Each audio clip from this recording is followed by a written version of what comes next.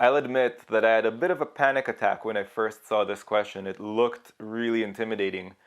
But when I dug into it, I have to say it's not as hard as it looks. I mean, statement 1 really gives us full and complete information. It's saying every single side of every single triangle is exactly this many centimeters long. What more could we want? I mean, if we know that these are all equilateral triangles, and we know the length of all of the sides of all of these triangles, and we know that they all fit perfectly together, well then, I don't need to know how to actually solve for what they're asking. I just need to be confident that a professor of mathematics could solve it if he or she wanted to.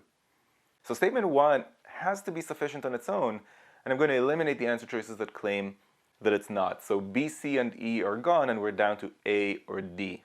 Now statement 2 gives us an upper limit for that area, but no lower limit. So in theory, this whole construction, this tile, could be a microscopic tile that goes into the motherboard of a computer or something like that.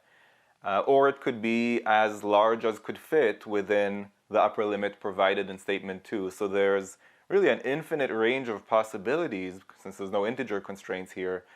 There's an infinite number of possibilities for the actual area of the tile, and therefore I'm going to go ahead and pick answer choice A and move on to the next one. If you found this video useful, go to quantreasoning.com for a lot more where that came from.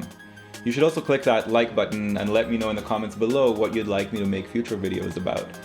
And of course, if you haven't yet subscribed, go ahead and do that and click that bell below so you get notified about future videos. See you next time.